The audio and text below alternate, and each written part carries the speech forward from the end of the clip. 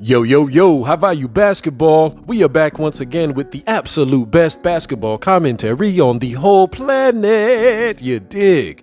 Yo, we got to do one more follow-up with your boy LeBron, man. He is back in the news again for his commentary. And of course, we got to make sure that we talk about it to make sure that the legacy of the highest level of basketball players is preserved so that LeBron being the GOAT at a 30% acceptance rate stays there. Anywho, we got this article from Brian Windhorst, who recently came out and said that LeBron was not basically completely comfortable being in Miami like he is in LA. We wonder why, everyone. At this point of the game, we already know what this was about. We already can see right through it. And shout out to all of the people on Twitter who replied. Bruh, we got to stop with the whole just switching up narratives or just saying empty narratives about LeBron and these people and everybody else that he plays for. Because let's just keep it real. We know the real reason why LeBron never felt comfortable was because he couldn't lead LeGM the team. I mean, for dude to say that he's not comfortable that's ridiculous. Like, bruh, you went and got up with your best friend, at least the person who you claim to be your absolute best friend in the whole world. He's on the team, and a third party with Bosch, who's been an associate of yours that you've known for about the past 4 or 5 years. You mean to tell me having people that close to you on that team? You got Mike Miller on the team who you recruited. You got Zydrunas Ilgauskas on the team who you took from the other team. Like, you stole Ray Allen from Miami. Like, what?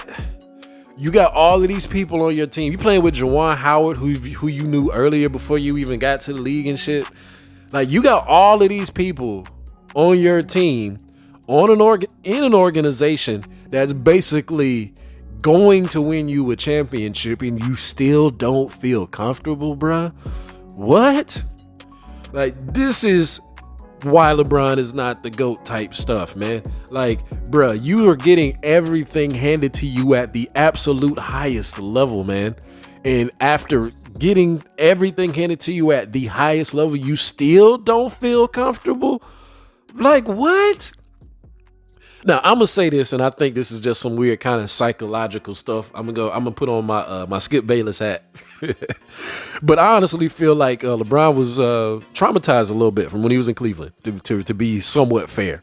I honestly do feel like, all of that mismatch stuff that happened in Cleveland, them tossing the team around, completely reinventing the team mid-season type stuff, him having to do everything he possibly can to help the team win, only to get destroyed by, Boston, or get destroyed by Orlando, stuff like that.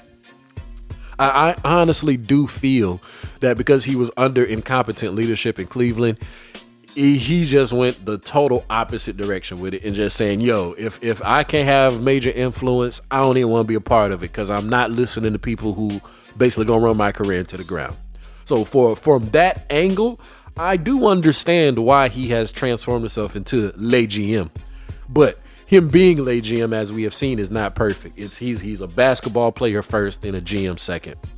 But him not being comfortable in Miami, though, we know what that's about, though. That's because he couldn't run the situation. Not just say run the organization, but like run the situation. Like, LeBron wants to be the overlording energy. He wants the what is it here? Like the emotional appeal and identity, or the stamp on the team. That to be him. He wants it to be him. And he was not getting that in Miami. That was Dwayne Wade's team. That was Eric Spoelstra's team. That was Pat Riley's team.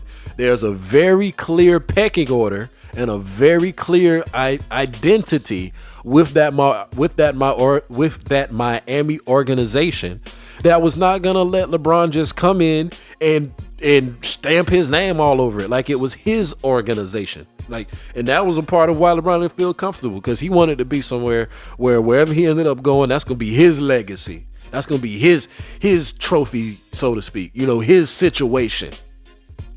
And you being in Miami, you was not gonna get that. And what's so freaking weird is that the dude low-key ran off to Miami because he felt the pressure and understood the necessity of being with a good organization, being with a steady franchise, being under stable, legendary Hall of Fame leadership.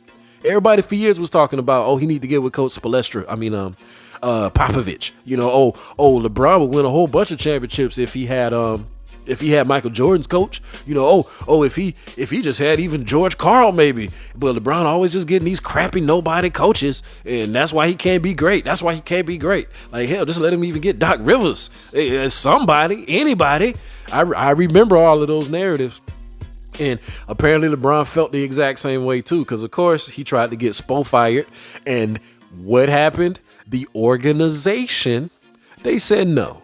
They didn't acquiesce to his request. They didn't buckle under his temper tantrum or whatever. They said, no, you need to go and play. You joined our organization because you know that we are a trustworthy, legit organization. So let us be that and run the show, LeBron. And yeah, LeBron, old goofy self, never felt comfortable. Let's say the same thing we saw with Pat Riley. They had just lost to the Spurs. The players are still in the locker room. And Pat Riley's coming out on the press conference talking about basically you being a chicken if you run, and he's slamming on the table and all of this stuff. Because it was already being put out there that LeBron was finna dip on these chumps, man. Well, not chumps. LeBron's the chump. LeBron was already finna dip out on these fools. They still in the locker room after the finals. Ain't even been a week after, well, we got to calm down. The game just ended. So yeah, LeBron was not comfortable because LeBron couldn't basically be player, GM, silent coach that he always has wanted to be. And that's why he got his tail up out of there as soon as they lost and went over to Cleveland and ran that organization. And you see what happened. Yeah, they won, but Kyrie was like, bruh, I am tired of watching you run the organization. I want to play for a basketball organization. I don't want to play for LeBron.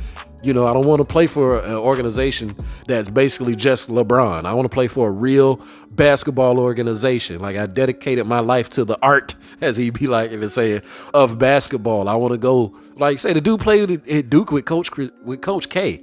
He don't want to go into a LeBron circus where LeBron is passively, aggressively, literally bucking the whole franchise. He don't want to be a part of no shit like that.